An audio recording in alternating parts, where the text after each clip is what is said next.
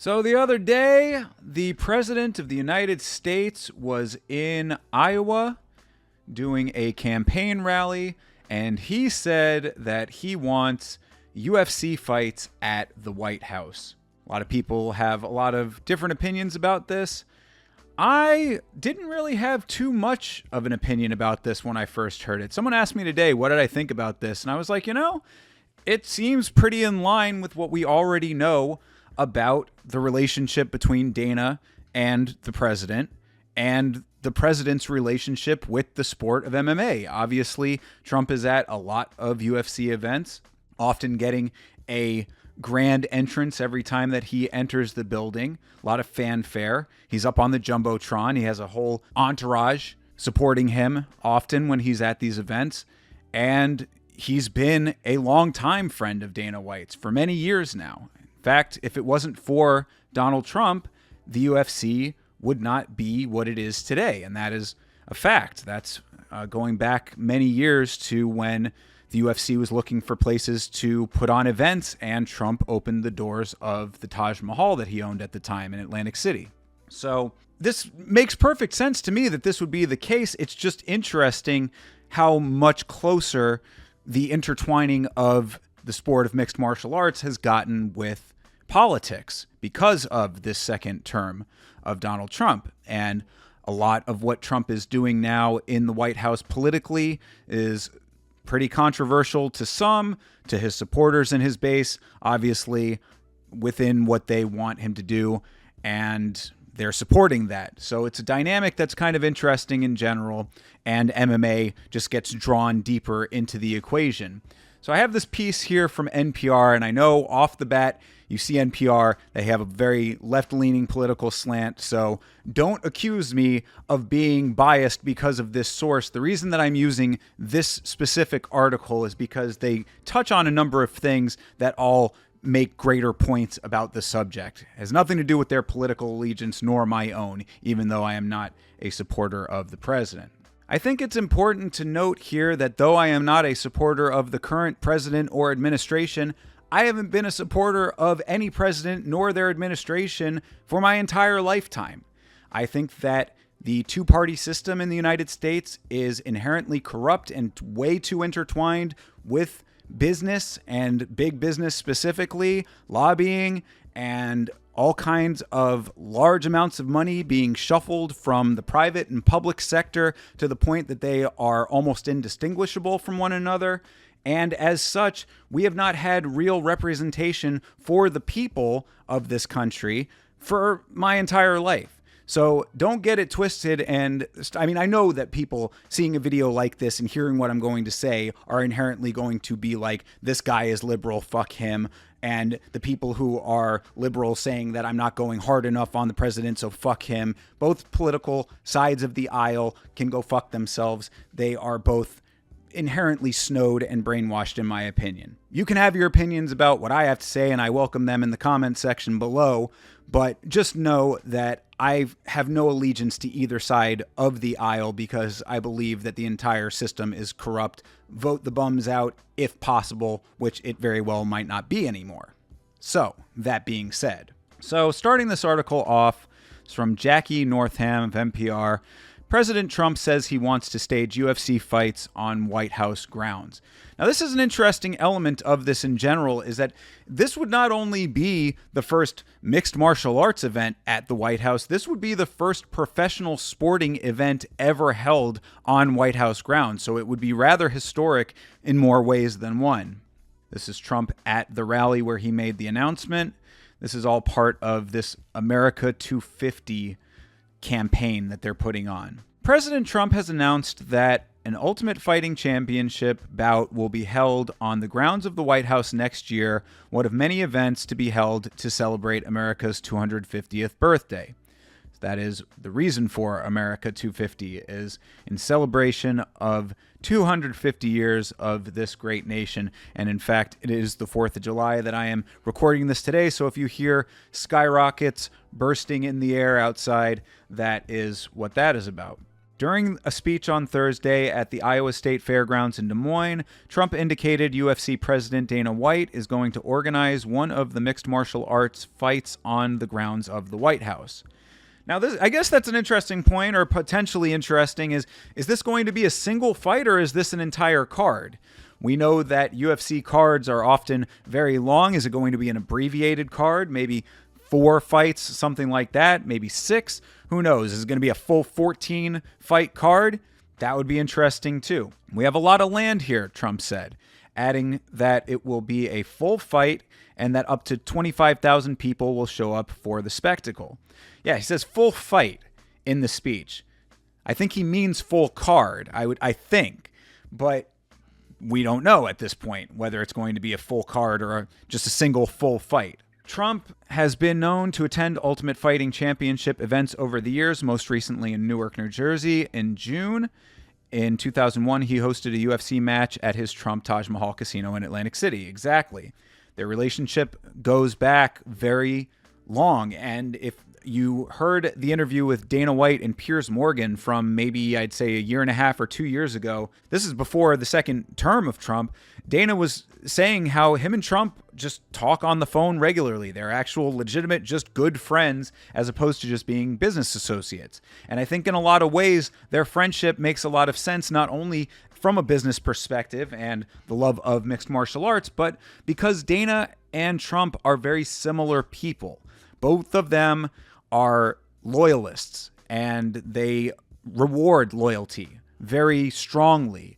In fact, I was saying on the Ultimate Fighter watch along the other night that you don't have to even necessarily be a Trump inner circle person or a Republican to be on the good side of Donald Trump or in the good graces of Donald Trump. You just have to be supportive of what he does, because he is very much appreciative of the people who enable him to do the things that he wants to do, to have the cult of personality that he has. That is what drives him, is the status that he has cultivated for himself, and that also enables him to enact policy politically. Dana White, similar circumstances. You have to be a party line tower in the UFC. You have to be a company man or woman in the UFC. If you get on the bad side of the organization, you don't get fights. You get bad matchups, this and that. In fact, shout out to ITP MMA talking about Jose Aldo's career. Jose Aldo left the UFC at one point to go do boxing, comes back, and ends up with matches that some people would say were not that great or not that favorable for him, not favorable in a sense of the toughness of the match, but just not fan-friendly fights that people really wanted to see Jose Aldo in. And he speculated that that was because Jose Aldo left to go do boxing. I talked about that in a YAMMA episode. Henry Cejudo, another great example of that, where you go and you retire and you come back, you get treated differently. The UFC wants you to be a team player. You start going out and striking out on your own, things get dicey unless you're Conor McGregor or someone of that level. So it's said that 25,000 people will show up for the spectacle. One thing that I'm very curious about with that is how they would organize that as far as the logistics of the White House goes. We know that the White House is open for tours, but that's generally very small groups of people. So how do you navigate having 25,000 people on one of the most secure properties, if not the most secure property on the planet? Quite literally. The most secure property on the planet, perhaps.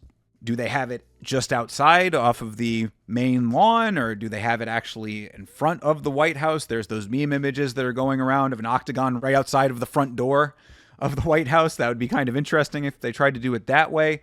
Don't know about that just yet, but 25,000 people going to show up. I mean, I can understand it. It is something crazy, and I would think that just like with the Sphere, that they're going to pull out all the stops for it. In fact, I had also said to the person who had asked me about my thoughts on this, that one of the things that I think a lot of people respect about the president and also about Dana White is that when they say something is going to happen, it generally does. They follow through with the things that they say they're going to do, whether or not those are good or bad things, depending on the position that they're in. It's up to you to determine however you feel about that. But Dana White, about a year before the Sphere happened, said, I want to do a show at the Sphere.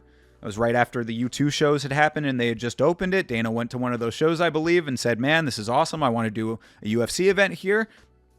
A year later, there was a UFC event there, and they ended up winning an Emmy for it because it was rather amazing. It's one of the best things the organization has ever done, in my opinion. So, will this happen? I think it very much will happen, actually. And I think that that's pretty historic and amazing. I just wish that it was not tied to someone who, in my estimation, is doing irreparable damage to the Constitution and fundamental liberties of this country. Of course, his supporters would say that he is doing great things. Trump is also a friend of White, who last year introduced Trump at the Republican National Convention before he accepted the Republican presidential nomination. Of course, Dana White has been a longtime supporter of Trump in and out of politics. As I had said, they're just regular friends on top of all of the various intertwinings with business go. White House Press Secretary Caroline Leavitt said Trump was dead serious about the plan. Writing on X, she said, it's going to be epic.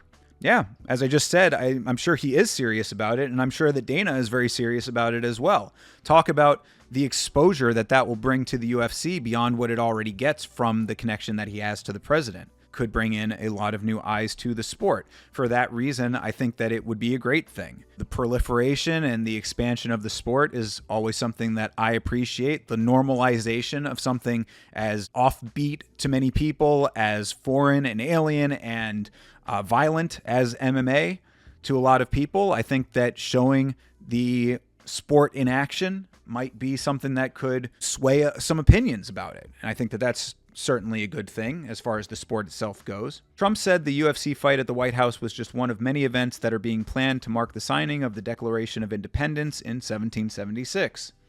Every one of our national park, battlefields, and historic sites are going to have special events in honor of America 250, he said at the Des Moines rally, which kicked off the celebrations. So I guess that there are going to be many events going on at these places. Perhaps there'll be more UFC events going on, not just at the White House, all over the place. UFC events at all of our national parks. I want to see Rob Font fighting in Jellystone National Park alongside Yogi Bear.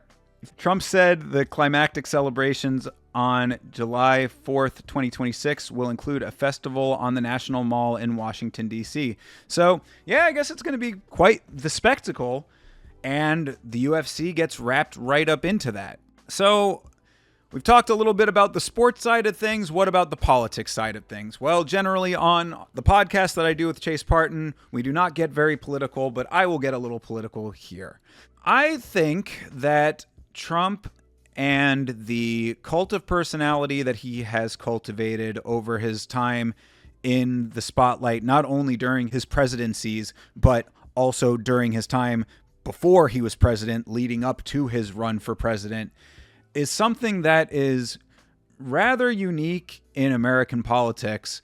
And I think that it's very unfortunate that so many people are as captivated and drawn in by his rhetoric and his presentation that they just blindly go along with anything and everything that he says is correct.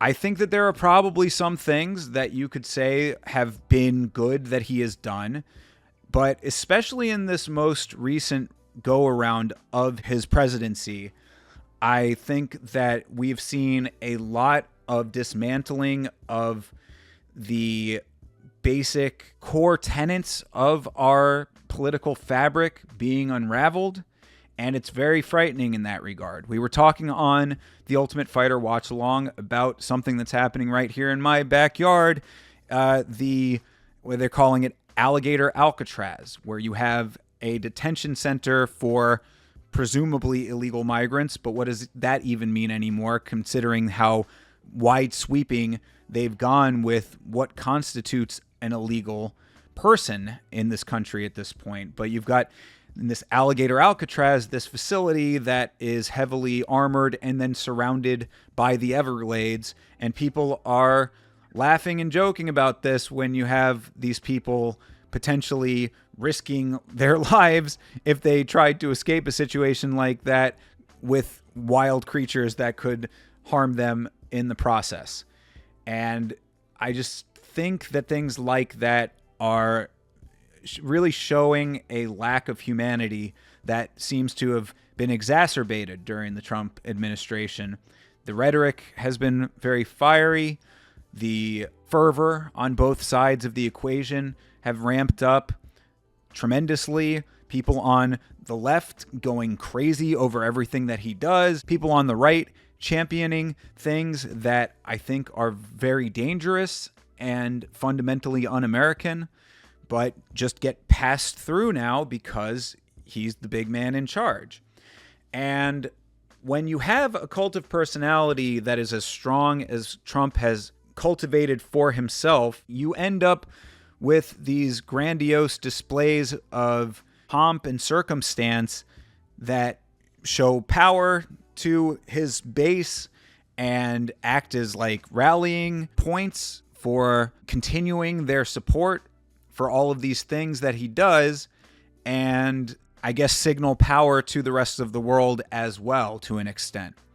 You see this a lot in countries with dictatorships. You have places like Chechnya with Ramzan Kadyrov, who use sport for what is known as sports washing, where you basically use the legitimacy that international sports brings in order to legitimize the political regime in power to the rest of the world. Now, I mean, we are in the United States still the biggest superpower on the planet, I would think. So perhaps Trump doesn't need to do that, but it never hurts. And again, when you have someone who is so steadfast about being loved first and adored first, and then everything comes second, things like UFC fights at the White House go hand in hand with that type of equation. So I don't necessarily have too much of an opinion about them having these fights there, aside from, yeah, it's good for the sport in the big picture.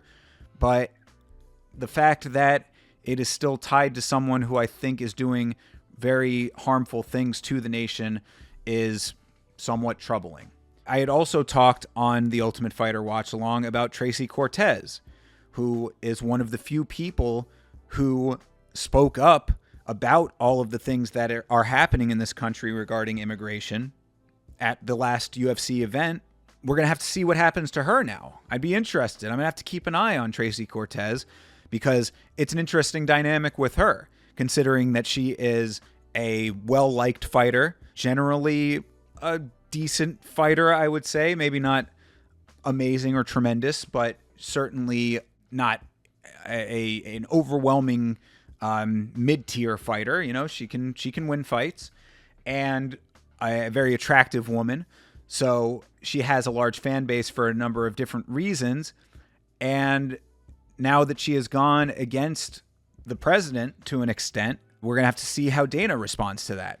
We're going to have to see how the organization feels about her actually speaking out, because the UFC, of course, claims to have a big free speech tilt and a steadfast adherence to freedom of speech when it comes to their fighters, except that does not extend to criticism of the organization or people that the organization holds in favorable regard.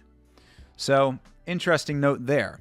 I'm not going to go too much deeper into any of the politics because it really doesn't matter all that much for this story, but I did want to go over to ESPN real quick because they did say that Conor McGregor had expressed interest in fighting at the White House, and I believe that Michael Chandler is potentially the opponent that they want for that. Michael Chandler, I'm sure, is still in for that. Talk about Michael Chandler's gamble actually paying off if that actually comes to fruition, considering how many years he was inactive waiting for Conor. You do it at the White House, you know that payday is going to be insane. So really, yeah, I think I and the rest of the planet was all along the same line saying how stupid Michael Chandler was for letting this situation with Conor play out the way that it did. This might have been the greatest 4D chess game that has ever been played in MMA, and Michael Chandler might end up winning it just by stepping foot into the octagon at the White House if that does happen. I have also heard that John Jones versus Tom Aspinall could possibly end up being that fight that happens there. I do not think that that is going to happen, although John is chirping and tweeting and trolling on Twitter saying that he's gotten back into the anti-doping testing pool. So who knows if that's going to be the case or not. I don't trust or believe anything that John Jones says. It's definitely at the same point with Conor where it's like I'll believe it when they're actually inside of the cage. And even then, I'll have to see the fight start to believe it then.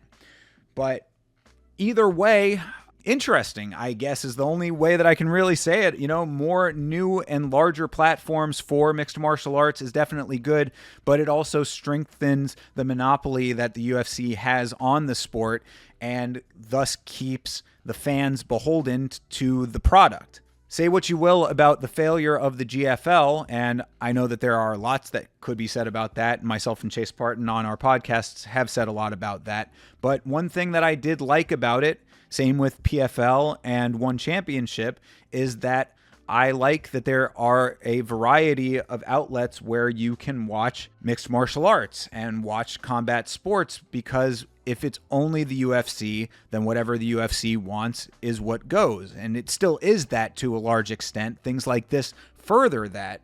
But having more options at least gives some outlets and some potential for there to be competition in the space.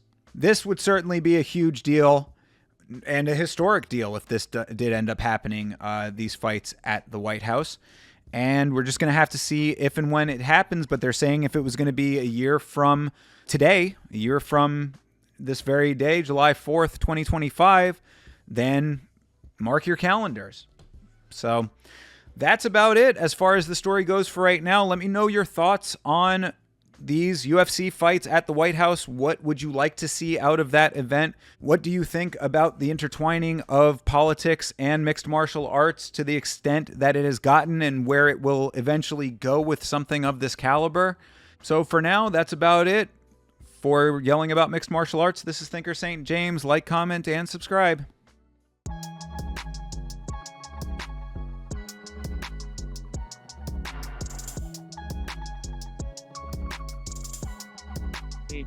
Thinker St. James.